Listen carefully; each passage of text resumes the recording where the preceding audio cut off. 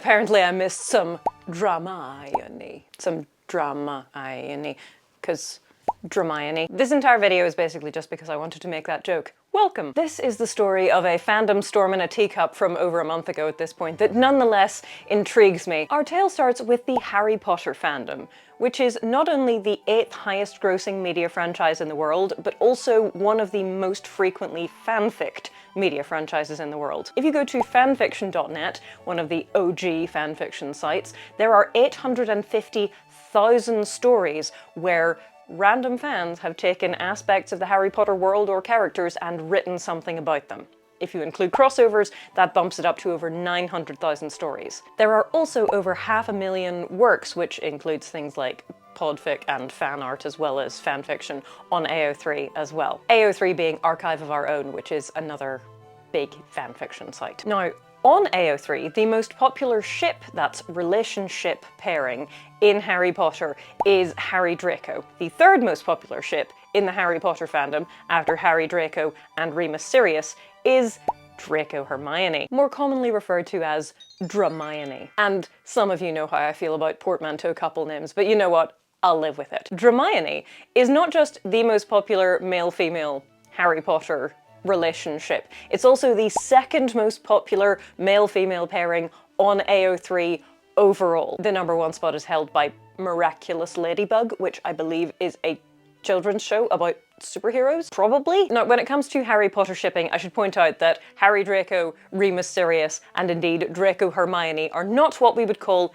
canon ships, which is to say, they don't actually happen in the books. The thing that interests me about Dramione is that it's a fandom ship, but it has a lot of, shall we say, mainstream crossover potential, in the same way that Rey Kylo Ren in Star Wars and Zuko Katara in Avatar: The Last Airbender do. Anyway, Dramione, and these other two fandoms, but that's not really the point at the moment, has a lot of elements in it which would appeal to the more mainstream book talk romance reading girlies, shall we say. I mean, you have enemies to lovers, where you have two people who are extremely different and do not like each other at all, who nonetheless manage to come together. And then you also have romantasy, as in fantasy romance, which is a huge trend in publishing still, and if you put these two things together, you get the irresistible urge to fall for your enemy. Now, the irresistible urge is not, as it turns out, a find and replace version of Brigitte Knightley's quite famous fanfic, Draco Malfoy and the Mortifying Ordeal of Being in Love. And I know this because Draco Malfoy and the Mortifying Ordeal of Being in Love is still up on AO3. So while elements of the characters and their personalities are going to be familiar, and they certainly look very familiar, it is not just a find and replace for fanfiction. Probably because it couldn't be, because the fanfic, which I have read, is very tied to the canon of Harry Potter. It goes beyond the canon of Harry Potter, obviously, but it takes so many elements from the wizarding world that you couldn't just do a find replace on the names.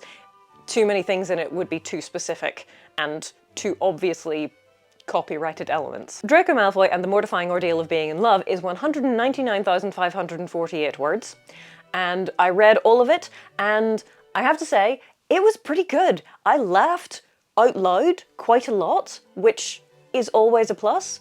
Not going to be everybody's thing, but I did think it was entertaining and it was well written and well edited, so works for me. Now, we already have the enemies to lovers trope and the romantasy trope. If we also add to this the rising popularity of something called dark romance, which basically means everyone is miserable and there's a lot of torture and death, and possibly slavery, we get Alchemized by Sen Lin Yu, which is a reworking of her fic Manacled, a 370,000 word depression fest, which is basically The Handmaid's Tale with extra memory loss, set in the wizarding world. Manacled, which I have now also read, and would not necessarily recommend, it might be your thing, but it definitely wasn't mine, is no longer on AO3. Presumably because many of the twists that are going to be in Alchemized regarding the memory loss and stuff like that are basically taken verbatim from the original fic. Anyway, as well as Alchemized, we also have Rose in Chains by Julie Soto, which is also enemies to lovers, romantasy, and dark romance with bonus slavery. Rose in Chains is the first in a trilogy of books which are based on The Auction, which is her 325,000 word fanfic. I have not read it. Manacled was enough misery for one 2-day period. Thank you. The auction has also been removed from AO3, I would imagine for the same reasons that Manacled has been. And so now we have the context of the situation, we can go on to the funny part, basically. You can absolutely get away with just changing the names on fanfic and reworking some of the details and publishing it as original fiction. I mean, the love hypothesis exists. It was originally Rey Kylo Ren Star Wars alternate universe fanfic. 50 Shades of Grey, originally Twilight fanfic. The Mortal Instruments is specifically based on Harry Potter fanfiction, and one of the main characters is Draco Malfoy. They changed his name and his eye color. And The Irresistible Urge, at least, does seem to be a very significant rewrite, to the point that the fanfic can remain up on AO3 and you'll see points of similarity, but it's not going to be obvious that they're necessarily the same thing. It's just that the characters look familiar. And the title, she is the same style, no? But nonetheless, drama has ensued.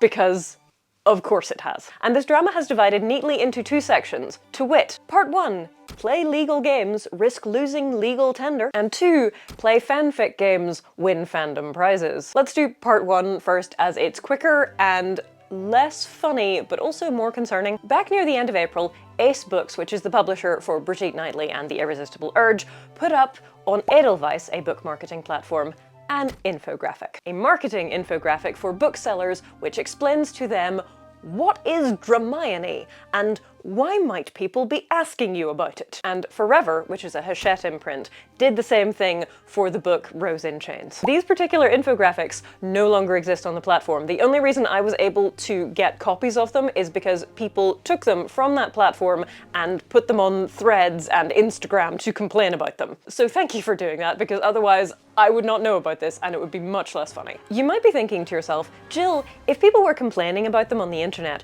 then maybe that was the reason that they were taken down, but frankly, I doubt it for reasons we'll get to in Part 2. I think it is more likely that the team of 7 bajillion lawyers they have protecting the Harry Potter IP got wind of these things and went, no, you cannot specifically reference characters from a different IP to flog your book. I mean, you can compare characters, you know, this is like Gone Girl meets Avatar: The Last Airbender. I have no idea what that would be like, but it might be good. But it is extremely dubious to do something like this, where you directly reference someone else's IP. And most likely both publishers were issued a couple of swift cease and desists or DMCA takedowns, or I don't know, whatever the legal thing you would do would be to make those go away. Play legal games, risk losing legal tender. As far as I know, though, the only thing the publishers have lost in this instance is the time it took for someone to design those infographics. If that is so, they got off lightly. I have to say, personally speaking, I am glad that the posts are gone, because the sheer brass neck of the publishers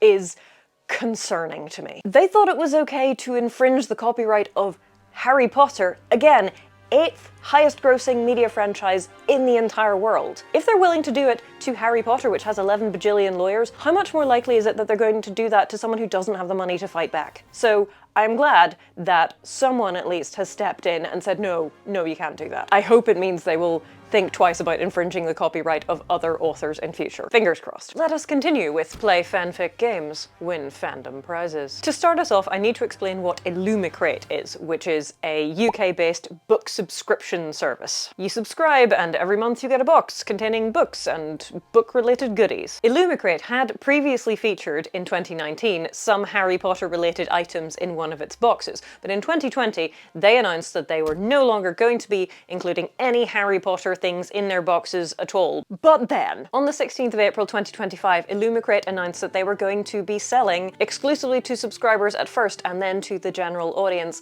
an exclusive sprayed edges edition of Rose in Chains. On the 20th of May, if you were an Illumicrate subscriber, you could buy the book, and then if there were any left over, on the 22nd of May, they would start general sale. In addition, their July book box would contain an edition of The Irresistible Urge. Really, all they need to do is announce that Alchemized will be part of their upcoming book boxes, and they will have hit the DRAMIONE hat trick. But this does rather, at least in the eyes of some of their subscribers, contradict their no Harry Potter stance. Obviously, from a legal point of view, these books are not Harry Potter books. They cannot be Harry Potter books, or they would be sued into oblivion because they don't own the Harry Potter IP. But while they are, legally speaking, original works, some people were still not happy. Because not only do they want Illumicrate not to include Harry Potter items, they don't even want anything that's Harry Potter adjacent. That being said, play fanfic games, win fandom prizes. In spite of the internet muttering that these announcements inspired, Brigitte Knightley's book is still in the July book box. And in spite of the internet mutterings this inspired,